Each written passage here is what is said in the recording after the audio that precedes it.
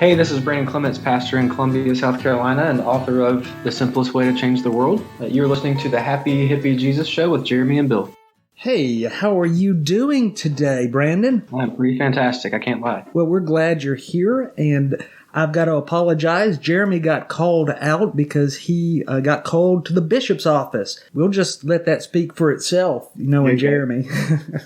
Now, when you and Dustin decided to write this book on Christian hospitality, what was the genesis of that? Yeah, so we planted a church together and wanted to always leverage, our people to give their lives to being missionaries in their context. And we kind of realized over the years that a lot of our people just didn't know how to do that. Over time, realized that hospitality was really a forgotten practice in Christianity, and one that we wanted to equip our people with and leverage for the mission of Jesus. And so we kind of wanted to write a book about the forgotten ancient practice of hospitality. What I really like about your book is that it really is simple. Everything in it is very simple. But the problems in the world today, they're huge problems. And so for most ordinary people, they kind of feel helpless, like they're not able to make any kind of difference. Is that part of why you guys wrote that book? Yeah, totally. I mean, it does seem overwhelming, and even a lot of the division in our society feels overwhelming, and people don't often talk to each other in cordial terms. And so, with everything feeling so divisive, I think hospitality is a very easy and doable way to start kind of fighting back against it. You share that you didn't start out real smooth. You told a story about a woman named Annie in your book who was living in her car with her dog, and you took her into your home. You must have the best wife in the world. She's pretty great. Yeah, I can't lie. Can you talk a little bit about that experience with Annie and what you taught about what it taught you about boundaries? Yeah, so it was one of those random phone calls where I got a phone call as a pastor, and someone tells me that there's a lady who's living in her car with her dog, and she needs a place to stay, and her car's broken down. And so I ended up going and helping her get her car towed to a mechanic, and she didn't have anywhere to go, and so I wasn't very knowledgeable about our local shelters at that point. And so I just took her home with us, and she stayed in our spare bedroom for a little while. And it was a very interesting encounter because we ended up realizing that she had a part-time job as a life coach, where she would take people's phone calls and charge them money to give them life advice. But she was living in her car and not doing well in life herself. And so it was kind of an ironic thing. And she ended up actually getting arrested and taken to jail for something, I don't remember what, and leaving her dog with us. And so it was a very interesting experience. And, in hindsight, probably could have set up a little bit better boundaries with her in the beginning and maybe found a more effective way to help her. But it was a very meaningful start for us, if that makes sense, where, we were kind of faced with this decision of, do we help this lady, even if it's costly to us? And we decided to say yes, even though it was kind of comical in the end. Yeah, I could see where that could scare a person off from actually doing hospitality, but you guys persevered and just set up new boundaries and worked towards, I guess, a different approach. Yeah, for sure. We figured out a more realistic and more healthy way to do that. There's a book called When Helping Hurts that is a great resource for, people that need mercy ministry, being able to help them effectively and not, actually harm by helping in ineffective ways. But she was kind of the catalyst for some of that stuff. And we've had, definitely had other people live with us over the years that needed a place to stay. And it's gone a lot better than that, and found smaller, more attainable ways of leveraging our home for mission as well. I'll have to be honest, the way I came across your book is I am not a fast reader, and I saw that your book was on audible.com, so that's the reason I initially listened to it. Very cool. Also because I wanted to learn more about biblical hospitality. But that spurred me to share this with a Bible study that I did at my church this fall. They really enjoyed it. Now, what I ended up having in that group were mostly retired people or people, empty nesters. When you were writing this, were you looking at a particular demographic? Because some of our retired folks said, the advice in here doesn't really ring true for me, but it does inspire me to go and do hospitality. For sure, yeah. I don't think we had a target audience per se, but I'm sure that we wrote through our lens of experience, which is 30-somethings with families. And so I'm sure that experience and that lens kind of showed through the book. But I am certainly encouraged that they were able to kind of glean their own ideas and kind of contextualize that for their stage of life. Oh, yeah. One of the great exercises we ended up doing in that study was we spent one session just asking each other good questions. And I think we ended up with 3 questions because it took up the entire hour of conversation. And you talk a lot about good questions in your book. Can you tell us a little bit about good questions? Yeah, I mean, I think that's a huge thing that is a barrier for people is they just don't know where to start. If they have someone over, maybe they're just bad at small talk or they don't know where to start to kind of get to know people. And so we kind of gave a list of questions to start with in the book, and just to get you started on the train of asking thoughtful questions that get people thinking and show that you're genuinely interested in them and want to know them and their life. And that goes a long, long way to making this practice fruitful. That leads me to one of my favorite parts of the book is that you give a lot of practical, real life examples. One of my favorites was, it wasn't one of your practices. It was actually one of Dustin's of moving the grill into the front yard. I've done that myself. I have not had any neighbors come by. I don't know if that's a testament to my poor grilling skills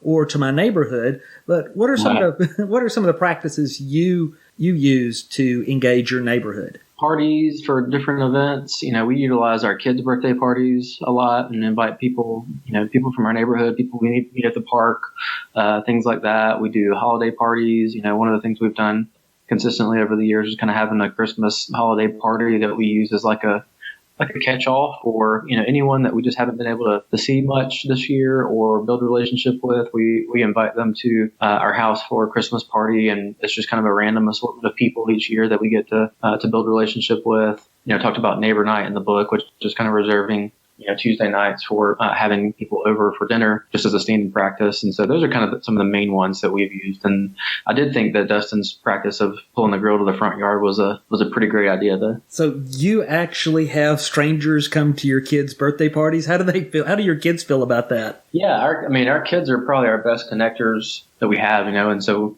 when we're, in our neighborhood or at a park or something, they just, naturally start playing with other kids. And so, we have a family at our church now who 2 years ago, we were at a park in our city, and there's only one other family there. They were playing with their kids. And so we got to talking with them, and, our kids were playing on the same playground set, and, found out that they had just kind of moved to the area from Dallas and didn't really know anyone. And so I was just like, hey, we're having a birthday party for our youngest this Saturday if you guys want to come. And my wife thought it was a little weird, but they were like, yes, that'd be awesome.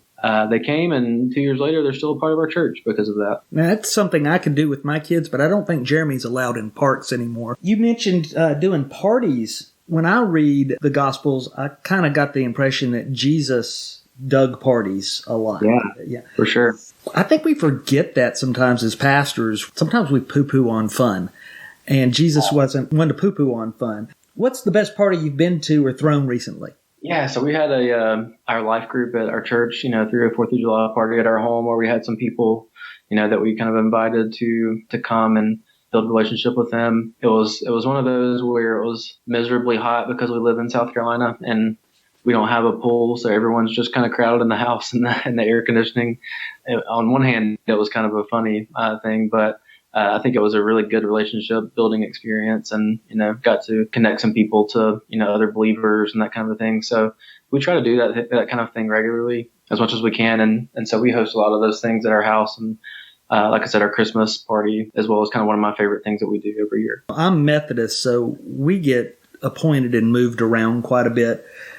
I'll give you a piece of advice. First thing I do, because I'm in Arkansas and it's blistering hot too. First thing I do is I connect with the person with the pool. So that's right.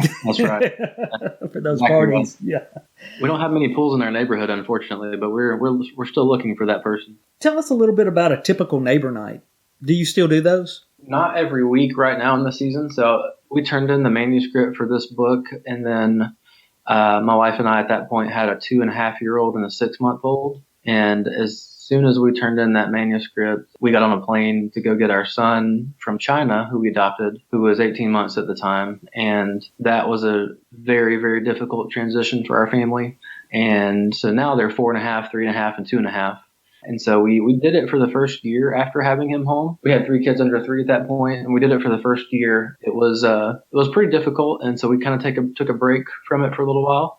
And now we're starting to kind of try to get that ramp back up. And then 2 months ago, my wife found out that she's pregnant unexpectedly and has been very sick. So we've had some life circumstance issues that have caused us to not be able to do it as often as we have been in the past. But we're still trying to get back into the swing of it. On those occasions you do get to do a neighbor night, what's a typical neighbor night look like? Basically, connecting with someone from some sphere of our life and inviting them over on a Tuesday night. And usually they ask what they can bring, and it generally makes people feel a little bit better if they can bring something to contribute. And so we try to plan a meal. If we're doing tacos, we let them bring an appetizer or dessert or something like that, and so they kind of bring whatever they were going to bring, and let the kids play. And we try to, if they have kids too, then our house is kind of a zoo, and so we try to get the kids a little bit separated and let them play in a playroom or something, so that the adults can talk and not just be chasing our kids around the whole time, and have dinner and just hang out for really as long as we can, and ask good questions and kind of see where that leads. And that might end up us inviting them to something else that we do later on, or them inviting us to do something later on, and we'll just kind of feel it out from there. Now, wait a minute. This sounds like hanging out with your friends. Yeah, basically. That's pretty much it. It can't be that easy, can it? It really is. Yeah, believe it or not. That's what I really loved about the book. We think that those chance encounters or just the time we spend with people in our ordinary lives don't mean much, but they actually do mean a whole lot. In fact, you tell a story at the beginning of the book about an encounter with a neighbor named Stuart at your mailbox. Towards the end of the book, spoilers ahead, he shares with you what that encounter meant. Right. Why do those little encounters mean so much? Yeah, so I read a book while I was researching for this by Christine Pohl about hospitality, and she talks about hospitality as a theology of recognition, and it is a theology that communicates, like, I see you, I notice you, you matter, and you are valuable to God. I think when we have, a posture where we're looking to notice and initiate relationship with other people, it communicates that we see them and therefore God sees them. We cared enough about them to, say hello and to initiate relationship with them. And, for Stuart, that communicated, God must care enough about me to initiate relationship with me, because he was going through this difficult season in his life. And, the way he interpreted it was God sent a pastor to come talk to him. I said nothing explicitly at all about my vocation or about God, but just through the normal course of conversation, he learned about me and what I do, and found that to be a very meaningful thing. That's something I've noticed too, as I've encountered people. When we give people our full attention, lets them know God sees them. And I think that's a beautiful way that you put that. I see you, so God sees you. Yeah. And it reminds me that we are the hands and feet of Christ. So what are some of the hospitality practices that you find the most beneficial? One thing I talk about in the book is what I call the always rule. The always rule is basically, deciding that if I see any of my neighbors out and about in our neighborhood, that I'm just going to decide to go ahead and always stop and meet them and talk to them, at least for a minute. And for me, that has been one of the most helpful things that I've done to actually enable me to build relationships with my neighbors. Because what I found was that when I wait until, the moment and decide, do I have time to stop and, meet this person that I don't know, or talk to this person, or say hello, generally I'll pretty much always decide that I don't have time, or that I don't want to. And so the always rule is I've just decided that I'm going to, no matter what. And even if it's inconvenient, I'm going to go ahead and just put the groceries down for a minute and say, hey, I don't think I've met you yet. What's your name? And just kind of talk to them for a moment at least. So that for me has been an incredibly fruitful thing. That was a very small decision that's led to a lot of fruit over the years. When you first started the always rule, did you have to stay intentional about it, or was it something that once you decided to do it was just natural? I think I had to, kind of push myself forward a little bit, but generally I have a personality where, if I decide I'm going to do something, then I just kind of stick to it. And so I pretty quickly saw how fruitful it was, that when I would just stop and say hello and, really that one line. And it was especially true when we moved into a different house, new opportunity to meet all of my neighbors. And so I just had this line that I would say. It was just, hey, I'm Brandon. I don't think I've met you yet. What's your name? Proved to be very fruitful early on. And so I just kept doing it. You talk a little bit about technology in your book, and I'm a tech nerd. I love technology, but we do in the church tend to bemoan the evils of technology. You do a really good job of balancing both. But since we're on a technology platform at this moment, could you talk a little bit about how technology can be used for good in hospitality? Yeah, totally.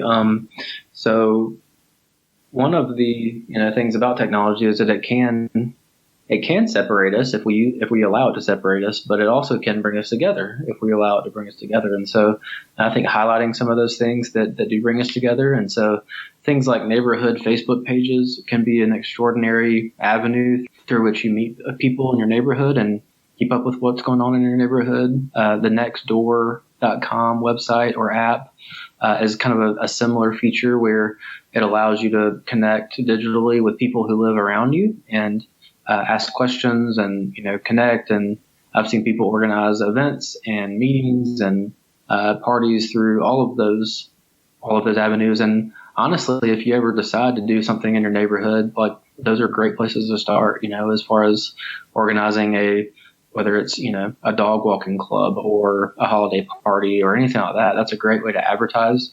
And I also say there's an app called GroupMe that our church uses pretty much exclusively for communication and for group communication. And I've seen that actually branched out and used to, kind of affinity groups, like people who are interested in hiking or mountain biking or, any kind of hobby related thing.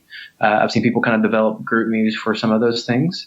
And whenever they meet someone who also has interest in one of those things, finds a quick way to get them connected to that GroupMe and get them connected to something that they're already interested in doing. And so I've seen those be tremendously helpful things. I would hope, because you wrote a book on hospitality, this would be a big emphasis within your church. I'm sure it is. What benefits have you seen for your congregation through the practice of hospitality and the emphasis on hospitality? Yeah, so our vision statement as a church is to be a Jesus-centered family on mission with Him, and so we really do kind of drive home the identity that every Christian is supposed to be a missionary biblically, and that means in your everyday, ordinary spheres of life, at your job and in your neighborhood and your hobbies and with your family, that you are a missionary. And so we do in our life groups that we do through our church. One of the questions that we ask all the time in our groups is, who are you building a relationship with and how can we help? And so that kind of keeps it on our radar where, at group time during the week, we're going to ask each other, like, who are you building a relationship with and how can we pray for them and how can we help? And so that kind of is an avenue for, that reminds me that I'm supposed to be a missionary throughout my week. And it also reminds me that these people in our church are here to help, and we're here to work together toward this mission. And so we do that a lot. And so we kind of come alongside one another and say, well, if you're going to play tennis with that person this weekend, then, would it be helpful if we go with you too and build a relationship with them and kind of support each other through that. And so I've certainly seen a lot of growth and a lot of people kind of catching the vision of being missionaries and using hospitality as a way that a tool in their tool belt to do that. I'll also say that I've seen that it can be something that people aren't super interested in too, because they just kind of want to live their life and not be bothered. And so it's something that we've continued to press into over the years, and I think we'll continue to have to press into as we move forward. Of course, everybody is a different piece of the body, so some people are more hospitable than others. It's often a gift, and for some it comes easy, some it's a struggle. Absolutely. You mentioned you guys have life groups. That's a very Wesleyan idea, and you're probably doing it better than a lot of us Methodists are right now. And I love to hear that there is that accountability aspect of, hey, who are you in relationship right now? Who are you trying to build a relationship with right now? And how can we pray for them? That's awesome. For sure, yeah. It's something that we've made kind of the lifeblood of our church. And people being committed to a life group and being church family together is something that's kind of one of the more unique parts about our church that allows us to be missional with other people as well, because we have a community, or we have all these communities that people we can invite people into eventually if they have any kind of spiritual interest. And so a lot of our baptism stories are actually people who got invited to a life group somehow, which is really a form of group hospitality.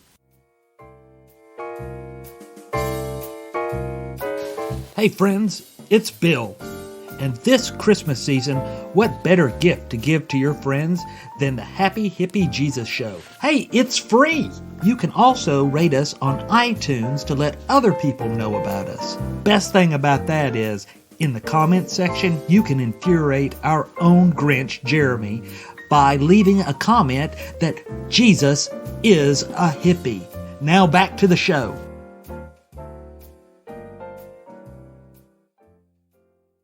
Can you do hospitality in teams? Yeah, I think it absolutely works best in a team, and it allows you to not feel alone. It allows you to use one another's strengths.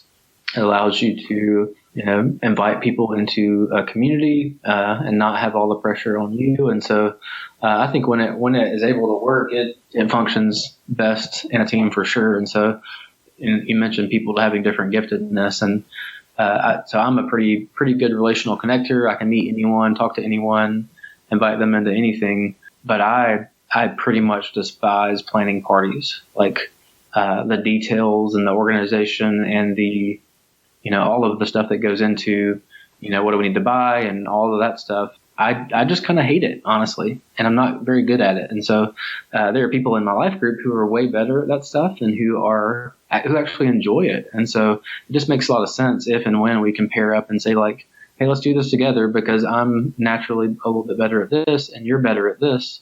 So why don't we do this together? And it works magic. Do these get-togethers, though, do they have to be complicated? Not at all. I think ours have tended to be pretty simple, and we just have, like when we do neighbor night, we do simple meals. We do tacos or pizza or, pasta or something like that. We are not trying to pull off a Martha Stewart-like environment by any means. And we actually think that's better. We think it's, I think some people think that they need to impress people and have this ornate meal and have, their house all decorated. But what we found is that when we invite people into our home, it's actually more connecting if they kind of see, like, these are real people that live in a real house and their house is not pristine. And, this meal is good. It's not Martha Stewart or whatever. We think that's actually more relatable if people do that. So I was talking about more some of the like bigger events or bigger parties, like, if my group and I do a Super Bowl party, we're doing, 20 to 40 people, I don't want to be in charge of planning that, if that makes sense, because other people enjoy planning that kind of stuff and I don't. In some ways, I'm a throw a bag of chips on the table and let the party happen. But then, as we were discussing in the study group, we were looking at where we struggle in some places with hospitality, and a place that I actually struggle. I joked about just throwing a bag of chips on there. I have a hard time letting the guest help. I'm the guy that wants to throw a brisket on the smoker for 14 hours and then do the dishes. Well, they all talk to each other, but there's something to be said about letting your guest help with things. I think it's actually really important, and we're kind of the same way. We grew up, in the South, and the expectation is like, no, we've got it. You just sit here and enjoy, and you leave, and we'll clean up everything. But people generally always offer to help, whether that's bringing things or saying to help clean up and wash dishes. And we've found that it's significantly more relationship building and connecting when we say yes, when we let them help, clean up. Because when you clean up a kitchen and do dishes together, it's kind of a bonding experience that you can't duplicate, while you're just sitting and eating dinner. It's a different way of connecting. And so we've found that it's actually beneficial if we say, yes, you can totally help. We'd love that. And generally, especially here in the South, when somebody offers to help, they really do want to help. It's not a false offer. Absolutely, they do want to help, and so I think it makes sense to just let them. So it makes it a little less daunting for you when you let people help. While we were discussing this, I came to the realization that I get uncomfortable when I go to somebody's house and they won't let me help clean up. So it really is about making people comfortable. Exactly, yeah. Now, demanding people to help, that's a completely different story, right? Yeah, that's a different thing, yeah, for sure. All right, you've had your cupcakes, now mop my floor. This is very not real life, but I have a friend who is a pastor, and he's kind of a sarcastic guy and pretty funny guy, and so he's actually in the past had people over, and maybe if the people they have over are non-Christians, if they are like, all right, we gotta put our kids in the bath time routine and bedtime routine and all that kind of stuff, the people will be like, all right, well we're gonna get out of your hair while you do that, and he'll be like, no, actually you ate our food, so you have to stay and help with bedtime. and then he does it in a humorous way, but in a way that sometimes they've actually stayed and been like, all right, that sounds fun, we'll do it. And where these non-Christian people are staying and reading the Jesus Storybook Bible to his kids. And so he's just kind of remarked before that's kind of a pretty ninja move to get a non-Christian person to read the Jesus Storybook Bible to your kids, because you're just like, no, you stay and help us and do our whole family routine with us. And so I thought that was pretty hilarious. Yeah, that's pretty awesome. I like that you're referring as non-Christians, because it's almost gotten to a divisive term to say atheist or Christian. In fact, I've seen too many Christians see atheist as the enemy, where the truth is they're the very people that we need to be engaging the most. You mentioned in your book that the goal is not to increase church attendance. Talk about what your actual goal is with hospitality. Yeah, and I think the goal is being missionaries and relationship building. And obviously, I'm a Christian, and I think that the best thing that could happen to people is for them to come to know Jesus. And so there is a motivation of, I want them to know Jesus, and I'd love it if they eventually came and became a part of our church family. I think that would be really, really good for them. So not selfishly, but because I want good for them. However, I think the goal is to be genuine and hospitable and to care about people, even if that doesn't happen and with no strings attached, because we love them and because we want to show them a picture of Jesus and how much he loves them. So, I think that's kind of a byproduct, but not the end all be all. You're not supposed to trap people when they get there. It's not the bait and switch where, aha, we've got you here now, let us tell you about Jesus. It's more about showing people Jesus. Yeah, for sure. I think people are wary of the whole sales pitch and in our culture, and I think obviously different methods work for different people, and there's probably room for all of them somewhere in our culture, but. In general, what I've found in my context, at least, is that people are pretty turned off to the, knocking on your door and doing the sales pitch or the, handing out tracts thing.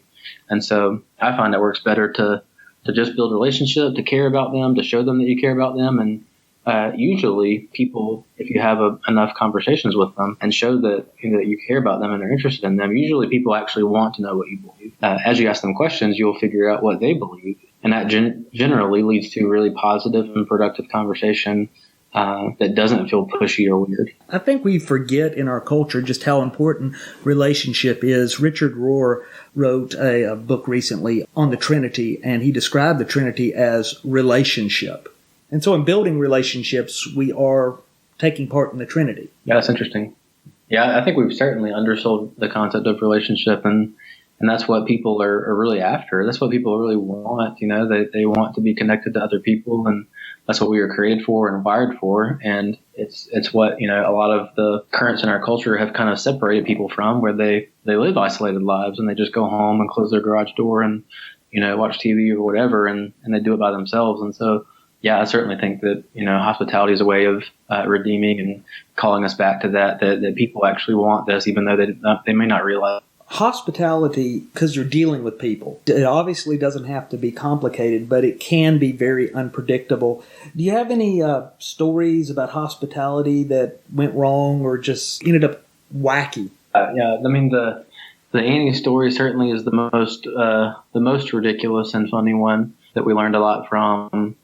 I've had more over the years where a lot of them where they just don't go very well, whether it's, kids just kind of went crazy the whole time and was very stressful and not productive, so some of those where it's just like, man, this feels chaotic and don't know that we accomplished a whole lot or got a lot out of this, but, still glad we did it, a lot of that. But honestly, not other than that, not a lot of and I don't think any of those were regretful, more so just, interesting or chaotic. But generally it has gone really well and been very well received. And we've been able to develop a lot of healthy and good relationships that have lasted for years. And, some of those people have become Christians and a lot of them haven't yet, but still maintain some amount of relationship with a lot of them. And so it's been a really fruitful way of trying to leverage our lives for mission. I think as pastors, we kind of learn to roll with the punches on things like that. I've gone to visit people in the hospital and seemed to have a great conversation with them. But when it came time, can I pray with you? And they just look at me, no.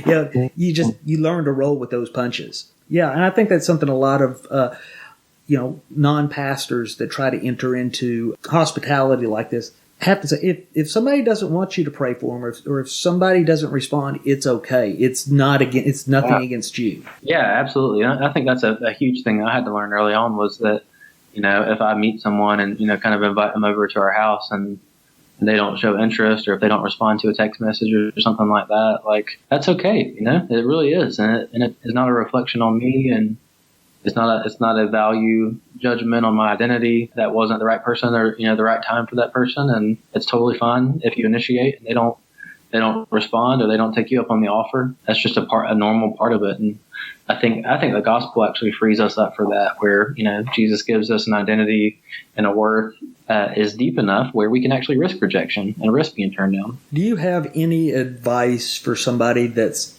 inspired to begin biblical hospitality? Yeah, I would say just pick something small and manageable for you, and commit to doing it for 3 months. Just say I'm gonna start this new practice, whether that's trying to take a coworker to lunch, or doing a neighbor night at your house, or anything like that, and commit to it for 3 months. Something that's manageable for you and your life schedule, and just commit to it and ask God to help you with it, and ask God to show you some fruit from it. And a lot of times when you're able to do that, it'll become addicting, and it'll become where you find that this is actually a meaningful thing to spend your time doing, and that you enjoy it. Now, I've avoided this topic up until now, but do you still do CrossFit?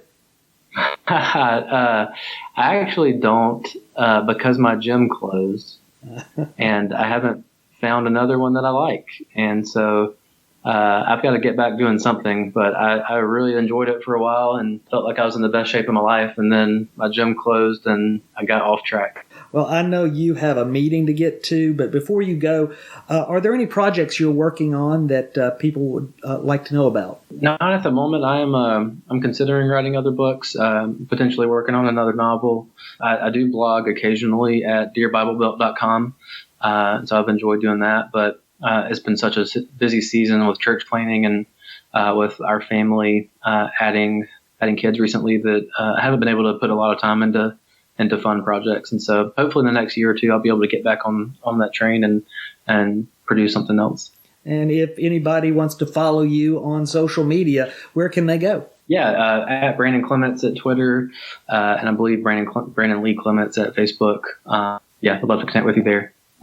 Okay. Well, Brandon, thank you so much. And you have a wonderful day. And I want to take a moment and say thank you to Kenneth Wilson of Sleeping Fit for writing and recording our new theme music. See you guys next week, and have a happy Hippie Jesus Day.